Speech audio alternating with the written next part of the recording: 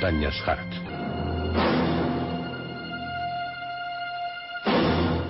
Krantz, uno de los ocupantes de una pequeña embarcación, cuenta a su compañero Philip lo que hasta entonces, navegando entre islas malayas, no había podido hacer.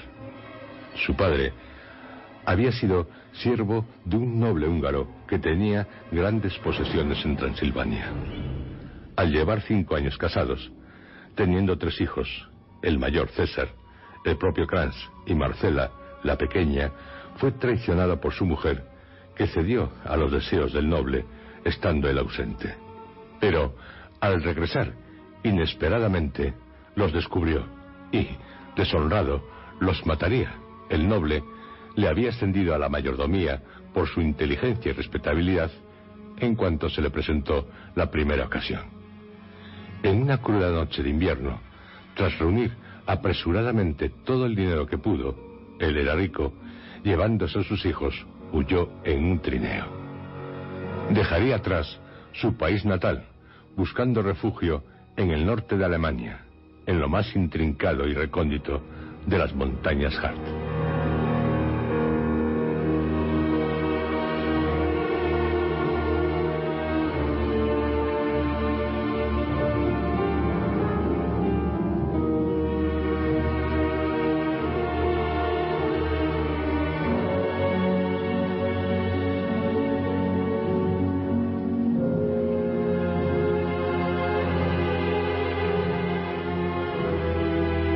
El padre de Krantz compró una cabaña rústica a unos del lugar, situada a unas 2 millas de todo lugar habitado.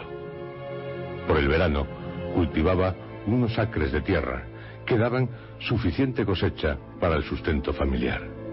En invierno salía a cazar, quedando solo sus hijos por mucho tiempo, que apenas salían de la cabaña, pues los lobos merodeaban constantemente alrededor de ella. Temiendo que ocurriera algún percance, no les dejaba el fuego encendido, se veían obligados a meterse debajo de montones de pieles de oso. Eran unos niños desatendidos, abandonados a sí mismos. En los inviernos, en silencio, solo deseaban que se derritiera la nieve, brotaran las hojas, cantaran los pájaros, quedar otra vez en libertad. Krantz cuenta a su compañero Philip. Así fue nuestra vida hasta que mi hermano cumplió 9 años, yo 7 y mi hermana 5. En las montañas Harz, donde decían ocurrir cosas extrañas. Y en verdad, al alcanzar mis 7 años, ocurrieron. En una noche de invierno, en la que mi padre había regresado de muy mal humor, tanto que a mi hermana la arrojó a un lado, y ella se hizo sangre en la boca al caer, oímos el aullido de un lobo.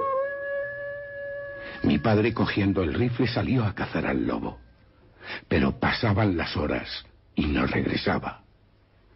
Decidimos, puesto que suponíamos que se había alejado mucho tras el lobo, prepararle una buena cena.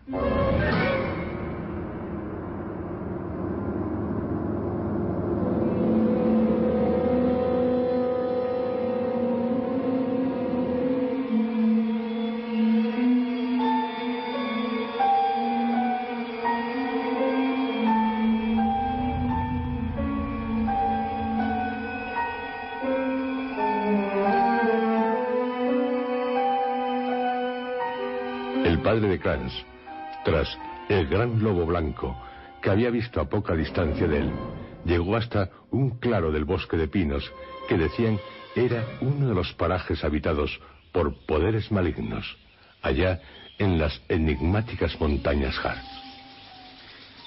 El lobo, que era una loba, durante horas siempre lo fue atrayendo a tal lugar, sin que él se diera cuenta de ello. Cuando se dispuso a disparar, echando el rifle al hombro, el animal desapareció de repente. No entendía cómo la loba había escapado del claro sin que él la viera. Cuando se disponía a regresar a la cabaña, mortificado por el fracaso de la persecución, oyó el sonido lejano de un cuerno, y al minuto volvió a oírle, más cercano. Sonó el cuerno una tercera vez.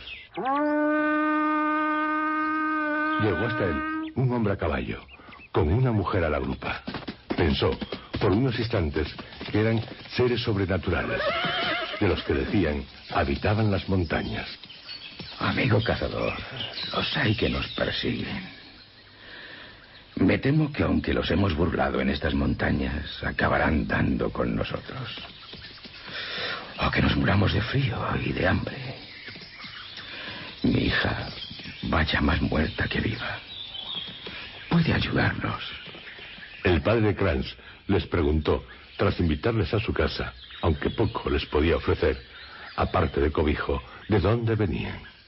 Hemos huido de Transilvania, donde tanto el honor de mi hija como mi vida corrían igual peligro.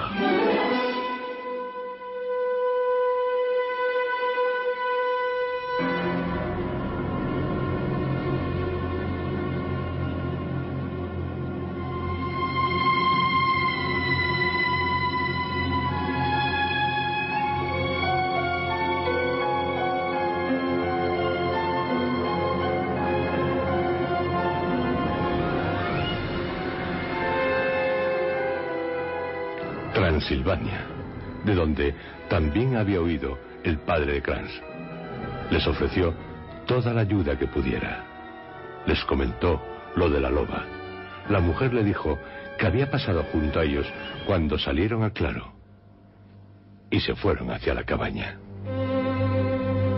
Se encontraron con la cena que habían preparado los tres hermanos. Kranz se fijó en la mujer. Era joven, de unos 20 años. Su ropa de viaje toda ribeteada de pelo blanco. También era blanco el gorro, de armiño. Su rostro muy hermoso. El cabello liso, luminoso como un espejo. La boca, aunque algo grande, mostraba los dientes más blancos que he visto. Pero en sus ojos había algo. Eran brillantes. Pero no inspiraron temor. Furtivos, inquietos. Creí notar crueldad en su mirada. Nos habló con dulzura. Nos acarició. Pero Marcela no quiso acercarse a ella y se escondió en la cama.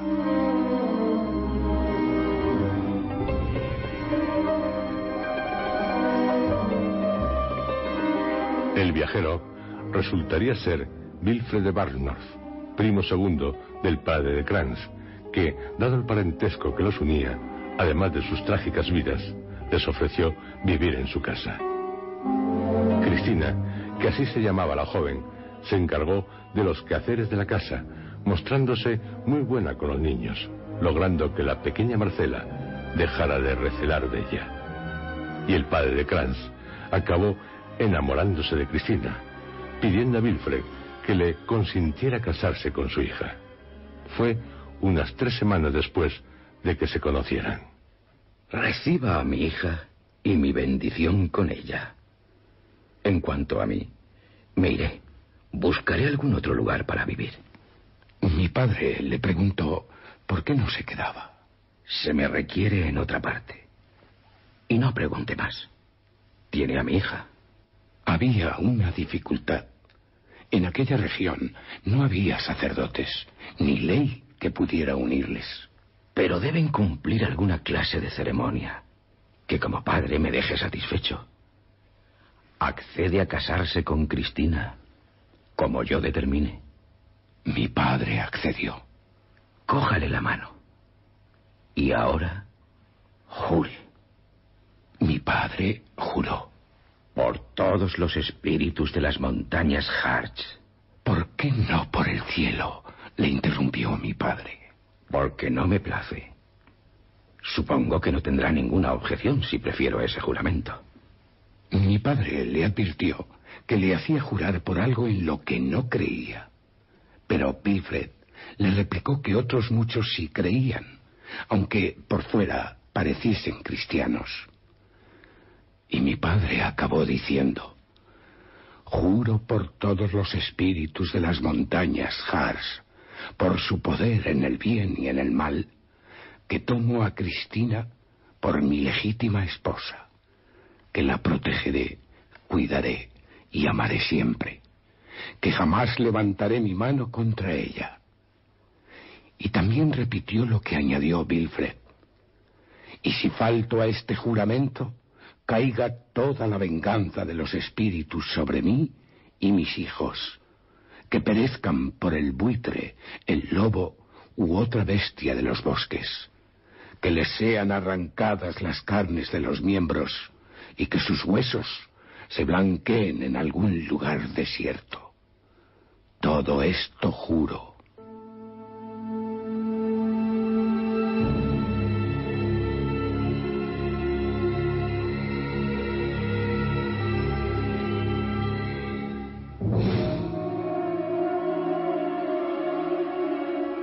Wilfred de Barnoth se iría la mañana siguiente, y Cristina comenzó a dejar de ser amable con los niños, pegándoles a menudo cuando estaba ausente su marido.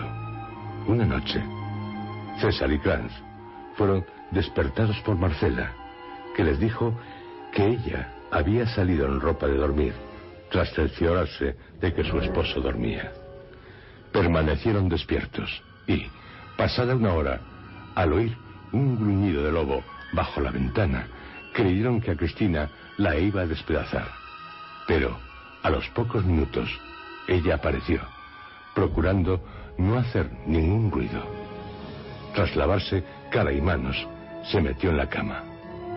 Temblaban, sin saber por qué, los tres hermanos, que la vigilaron otras muchas noches. Volvía siempre, tras oírse gruñir, a un lobo bajo la ventana. En una noche, César decidió seguirla, llevando consigo el rifle de su padre. Marcela y yo oímos el estampido de un arma que no despertó a mi padre. Nosotros temblábamos de ansiedad.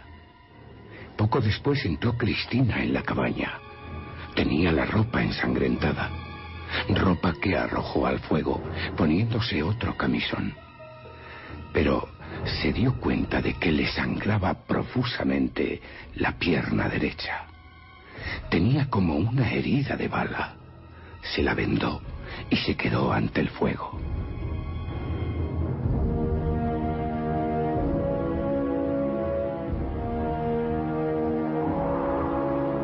Crans, en cuanto despertó su padre, le preguntó dónde estaba su hermano César.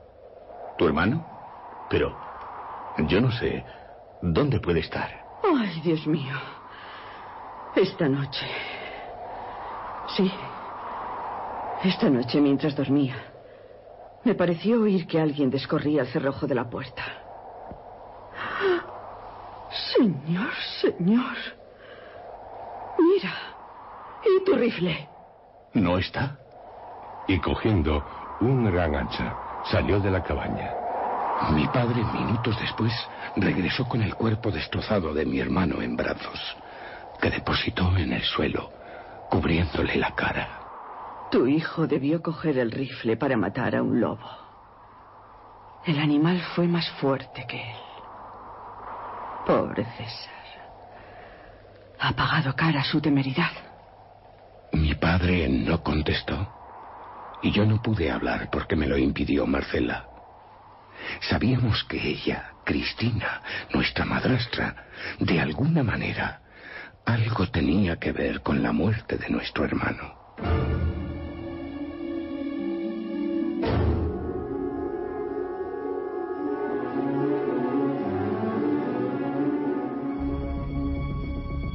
El desolado padre cavó una sepultura y amontonó piedras sobre ella para que los lobos no pudieran desenterrar el cuerpo de César. Fueron para él días dolorosos. No salía a cazar, profería juramentos de venganza contra los lobos, pero Cristina seguía con sus vagabundeos nocturnos, hasta que un día, descolgando el rifle, el padre de Crans se fue al bosque y al regresar... Malditos sean todos los lobos. ¿Qué ocurre? Se las han arreglado para desenterrar el cuerpo de César. Pero... no quedan de mi pobre hijo más que los huesos. Dios mío. Todas las noches gruñe un lobo debajo de nuestra ventana, padre. ¿Y por qué no me lo habías dicho, muchacho? La próxima vez que lo oigas, no lo dudes. Despiértame al instante. A mi madrastra le rechinaron los dientes.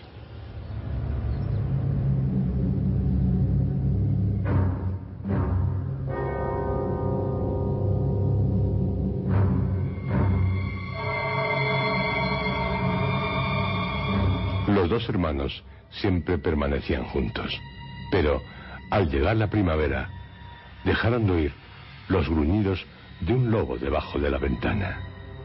Cristina salía menos por las noches.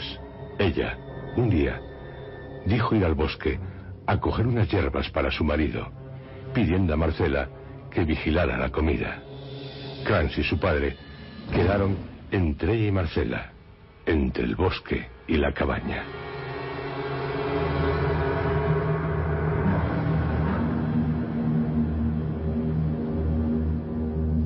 A la hora nos sobresaltaron unos gritos que provenían de la cabaña, indudablemente proferidos por Marcela, que creí se había quemado. Soltamos la azada y fuimos hacia la casa. Antes de que llegáramos a la puerta, salió como una exhalación un gran lobo blanco. Marcela, con el cuerpo horriblemente mutilado, agonizaba tendida en el suelo.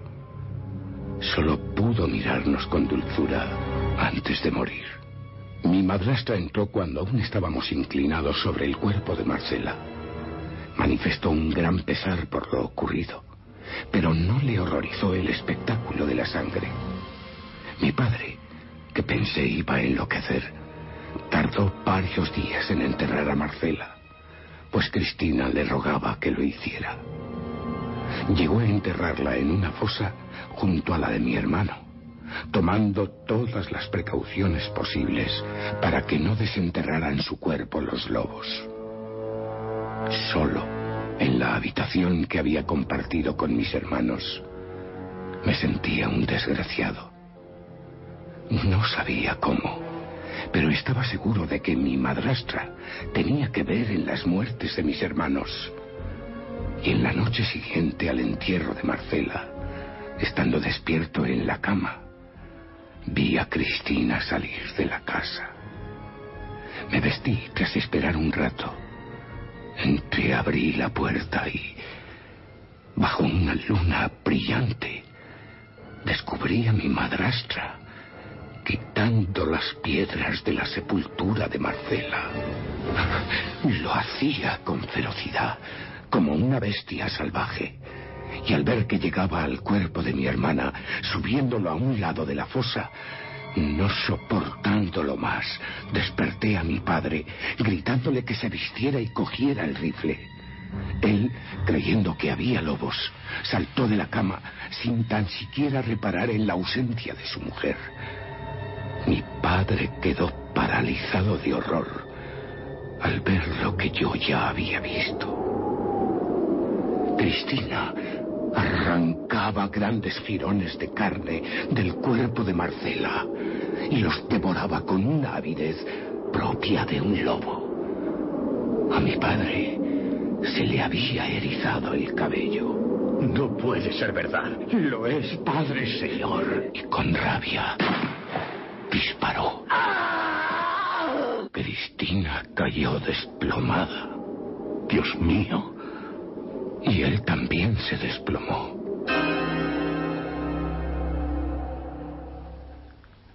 Cuando volvió en sí, murmuró: ¿Dónde estoy? ¿Qué ha pasado? Ah, sí, ya recuerdo. Que el cielo me perdone. Nos acercamos a la fosa. Quedamos asombrados y horrorizados. Sobre mi hermana no estaba el cuerpo muerto de mi madrastra, y sí el de una gran loba blanca. La loba blanca. La loba que me atrajo al bosque, que me llevó al claro maldito.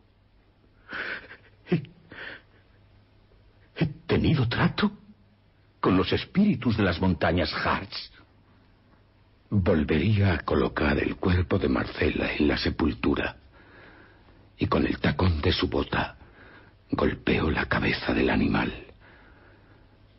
Ya en la cabaña se arrojó sobre la cama y yo también hice lo mismo, aterrado.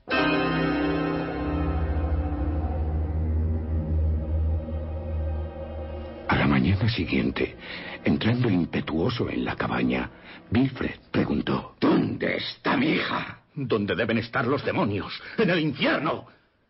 Y sal de este hogar, o bien que lo lamentarás.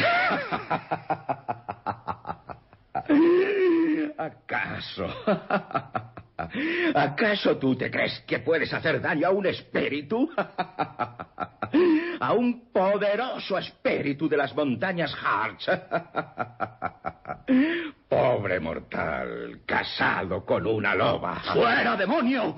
Te desprecio a ti, y tanto como a ti, a tu poder. Te arrepentirás, infeliz. ¿Acaso no recuerdas el juramento? Un juramento solemne. Tu juramento de no levantar la mano contra mi hija. No he hecho pacto alguno con espíritus malignos. Oh, sí, sí que lo has hecho, incauto mortal. Te aseguro que sí. Y si faltas a él, tendrás que enfrentarte a la venganza de los espíritus. Tus hijos morirán. El buitre, el lobo se encargarán de ello. ¡Basta, Wilfred, o quien seas! ¡Fuera, demonio! Y sus huesos se blanquearán. Sí, se blanquearán en algún lugar desierto. ¡Vete o te arranco la cabeza! Todo cuanto he dicho, lo juro. Mi padre, rabioso, cogió el hacha, la levantó sobre la cabeza de Wilfred y la descargó sobre ella. Pero el hacha pasó a través de la figura de aquel demonio. Mi padre, perdiendo el equilibrio, cayó al suelo. ¡Mortal! Nosotros tenemos un gran poder sobre los que han asesinado.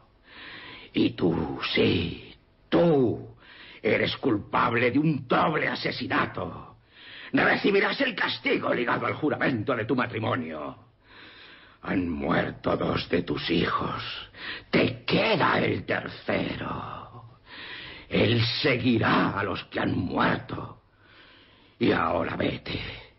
Sería fácil el darte muerte, pero sería un acto de benevolencia. Tu castigo es que vivas. Y el espíritu desapareció.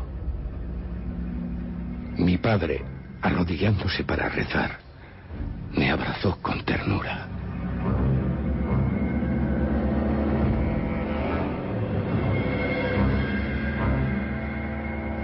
Abandonaríamos la cabaña al día siguiente y nos dirigimos a Holanda. En Ámsterdam, a los pocos días de estar en la ciudad, a causa de una encefalitis, mi padre murió delirando como un loco. Y yo acabé en el hospicio. Y Krantz le dice a su amigo Philip que tiene el convencimiento de que acabará pagando las consecuencias del juramento de su padre.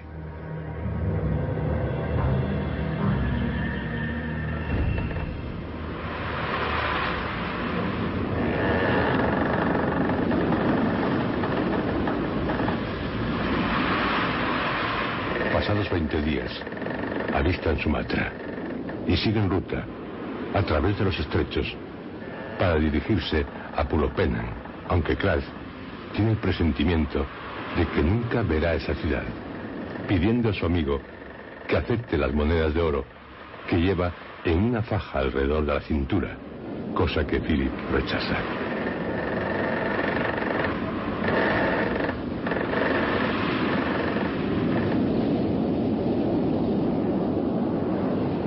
Buscan agua potable en un río de la costa rocosa de un estrecho.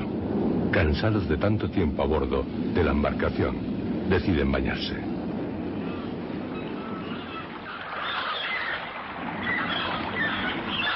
Krantz, tras el baño, considera que aquella es una buena ocasión para dar el dinero a Philip, que acaba aceptando, más por no contradecir a su amigo que porque desee tal dinero. Así Cranz se quedará tranquilo. Philip le dice que no se imagina qué peligro puede haber para él que no tenga que correr también él mismo. Pero al decir tal cosa, Philip, estupefacto, vio cómo un tigre se llevaba la figura de Cranz a extraordinaria velocidad, desapareciendo en la espesura. Philip se quedó atónito, inmóvil durante más de una hora. Su amigo había presentido su fin. Por eso había querido darle el oro que yacía en la arena junto a las ropas de Cranz. Y Philip recordó la maldición. Sus huesos se blanquearán en un lugar desierto. Tanto el espíritu maligno de las montañas Har como su hija habían sido vengados.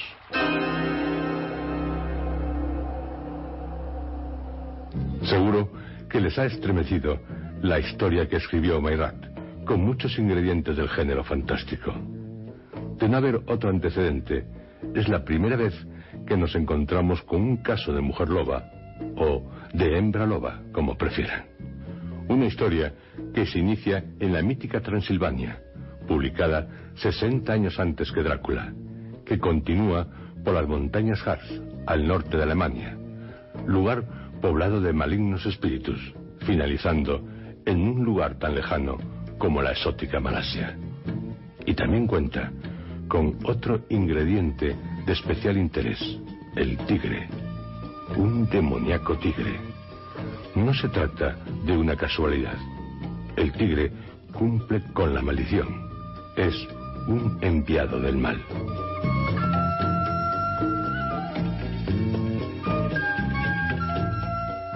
Recuerden a los hombres oso de Canadá, a los hombres tigre de la India, a los hombres leopardo de África.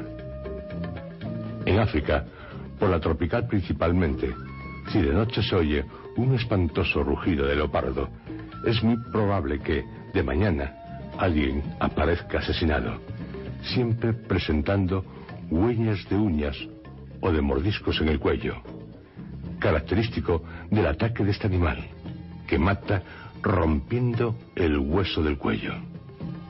Si en noches sucesivas no hay más muertes, se considerará que se trató efectivamente de una muerte debida al ataque de un leopardo. Pero, si hay más, se celebrará una reunión de brujos, a la que también asistirán los jefes del lugar, así como los ancianos, en la que se intentará descubrir al culpable o culpables, comenzando por los parientes de la víctima, que serán sometidos, además de tener que jurar a varias pruebas de magia negra. Si se acusa a una determinada persona, ésta será sometida a la llamada prueba del bambú afilado. Osvaldo Pegaso escribe: el individuo sospechoso es conducido a la plaza del pueblo ante un brujo que, rodeado de todos sus instrumentos y sentado en tierra, mantiene entre las piernas una vara. A los lados se sientan dos brujos de menor categoría, armados también de una vara. A una señal convenida, uno de los brujos menores empieza a golpear en la vara del gran brujo, y enseguida el otro brujo menor empieza a hacer lo mismo que el anterior, con golpes lentos, iguales, rítmicos. El brujo mayor mira fijamente a su bastón, que mantiene inmóvil con los brazos completamente rígidos. El ritmo del golpear de los otros dos se hace cada vez más veloz, hasta que el brujo mayor empieza a hacer girar sus ojos y a mover con el mismo ritmo de los bastones sus brazos sobre el suelo.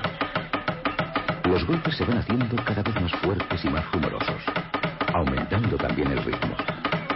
Esto puede proseguir durante horas y horas sin que el gran brujo caiga en trance, lo que se interpreta como un signo favorable para el individuo sospechoso.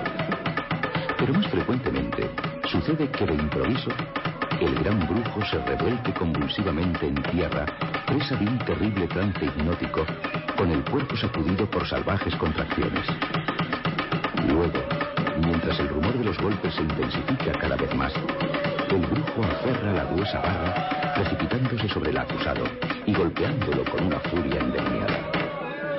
En este momento, el acusado, lleno de terror, confiesa su culpa.